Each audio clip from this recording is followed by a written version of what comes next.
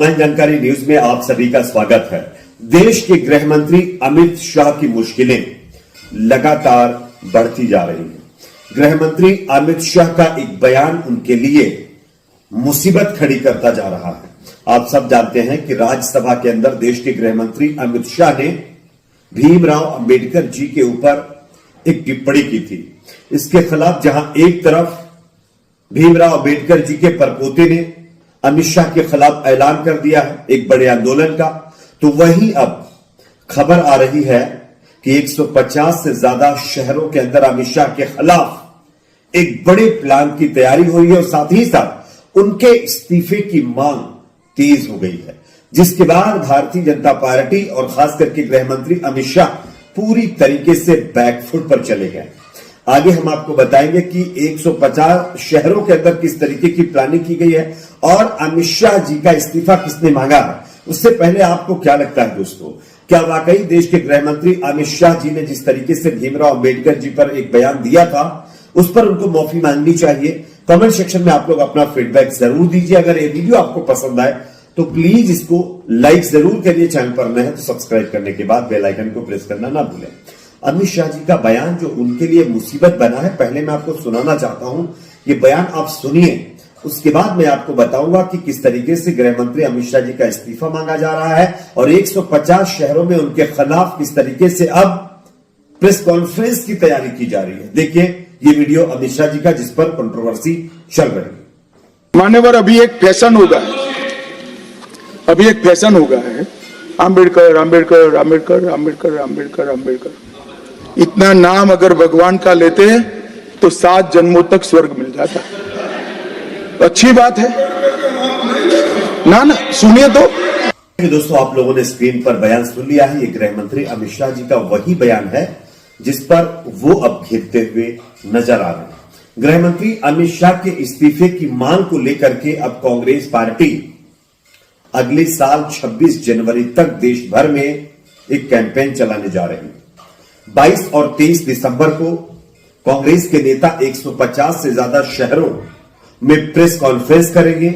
24 मार्च को कलेक्ट्रेट पर मार्च निकालेंगे और 27 दिसंबर को कर्नाटक के बेलगावी में पार्टी बड़ी रैली करने जा रही है, जहां पर गृह मंत्री अमित शाह के खिलाफ मोर्चा खोला जाएगा और इस्तीफे की मांग की जाएगी। कांग्रेस महासचिव केसी वेणुगोपाल ने रविवार को बताया है कि संसद सत्र में संविधान पर चर्चा के दौरान अमित शाह ने अपने भाषण में बाबा साहब का अपमान किया है। शाह के बयान से सभी आहत हैं। अब तक अमित शाह या प्रधानमंत्री ने इसके लिए माफी मांगने की कोशिश नहीं की है। कांग्रेस गणतंत्र दिवस यानी 26 जनवरी तक इस मुद्दे को देश भर में उठाएगी। साथ ही साथ खबर यह भी आ रही है कि 150 से ज्यादा शहरों में, अलग अलग शहरों में गृह मंत्री अमित शाह के खिलाफ इस्तीफे की मांग करते हुए ये प्रेस कॉन्फ्रेंस की जाएगी। अब देखना यह होगा कि इससे भारतीय जनता पार्टी के ऊपर क्या असर पड़ेगा। वैसे बीजेपी के ऊपर असर पड़ने या अमित शाह जी के द्वारा माफी मांगने की तो बात छोड़ दीजिए, बाकायदा बीजेपी की तरफ से अब अमित शाह के इस बयान को डिफेंड करने की तैयारी शुरू कर दी गई है। बताया जा रहा है कि भाजपा ने जवाबी तैयारी शुरू कर दी। कांग्रेस के प्रदर्शन को देखते हुए भाजपा ने भी विपक्ष को जवाब देने की तैयारी तेज कर दी है। पार्टी ने अपने एसटी एससी मोर्चा को सभी विधानसभा पर जवाबी अभियान की योजना बनाने के लिए कह दिया। यूपी भाजपा एससी एसटी मोर्चा के अध्यक्ष रामचंद्र कनौजिया ने पुष्टि की है कि पार्टी जमीनी स्तर पर विपक्ष को बेनकाब करने के लिए अभियान शुरू करने जा रही है। उन्होंने कहा है कि पार्टी दलित विरोधी नारों और विपक्षी दलों के तहत पिछली सरकारों द्वारा उठाए गए कदमों को उजागर करेगी। यानी कि अब अमित शाह जी के इस बयान को मैकअप करने के लिए भारतीय जनता पार्टी गड़े हुए मुर्दे को निकालने की कोशिश करेगी। यानी बीजेपी के नेताओं की वही आदत जो अक्सर उनमें देखी जाती है कि अपनी गलती को एक्सेप्ट ना करना और उस गलती के बजाय दूसरों के ऊपर दूसरी गलतियों का इल्जाम लगा देना। यही चीज यहां पर देखने को मिल रही है दोस्तों। हालांकि गृह मंत्री अमित शाह ने जो कुछ कहा है वो ऑन रिकॉर्ड है और देश की जनता ने उसको देखा है, तो जनता बहुत समझदार है, सब समझती है और उसका जवाब जनता जिस तरीके से देना चाहेगी वो देगी। लेकिन यहां पर लोगों की तरफ से इस्तीफे लगातार मांगे जा रहे हैं। मैं आपको दिखाना चाहूंगा कि एक और कांग्रेस के नेता की तरफ से अमित शाह जी का इस्तीफा मांगते हुए एक बयान दिया गया है। मैं आपको वो बयान सुनाना चाहता हूं, आप सुनिए पहले, उसके बाद इसकी आगे हम चर्चा करते हैं।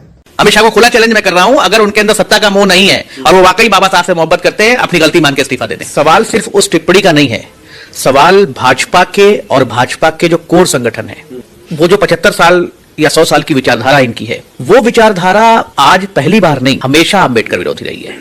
और अंबेडकरवाद जो है ना, उसका विरोध देश की आत्मा का विरोध है। बाबा साहब का नाम फैशन नहीं है, बाबा साहब का नाम इस देश की आत्मा है, बाबा साहब का नाम पैशन है। बाबा साहब वो हैं जिनके कारण आज देश की एक बहुत बड़ी आबादी अमित शाह और नरेंद्र मोदी के सामने खड़ी होकर सीना तान के कह पा रही है कि हां, हम न्याय लेके रहेंगे, हमें कोर्ट पर भरोसा है, हमें संविधान पर भरोसा है, हमें संविधान में नागरिकों का हक मिला है, हमें विरोध का हक है, हमें सच की आवाज उठाने का हक है। यह हक किसने दिया?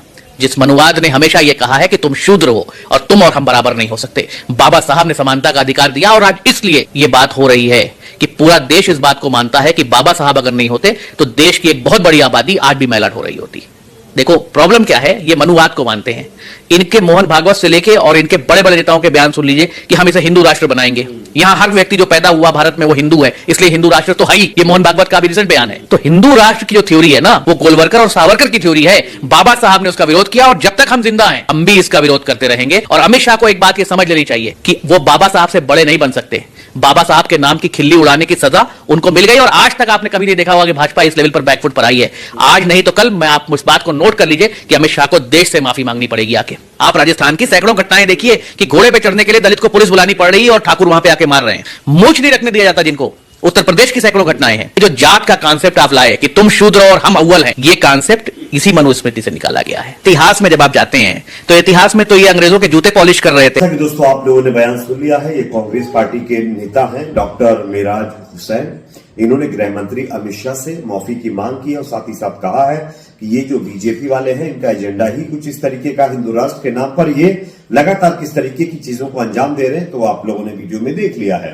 तो कहीं ना कहीं अमित शाह के खिलाफ आप सब जानते हैं कि अंबेडकर जी के परपोते ने भी लातूर से एक बड़े आंदोलन का ऐलान किया है, जो आंदोलन लगातार चल रहा है और अमित शाह से इस्तीफे की मांग की जा रही है। साथ ही साथ अब तमाम देश की पार्टियों की तरफ से भी अमित शाह के खिलाफ प्रदर्शन को लेकर के प्लानिंग तैयार की जा रही है और आने वाले दिनों में अमित शाह के खिलाफ देश के अंदर एक बहुत बड़ा आंदोलन देखने को मिलेगा।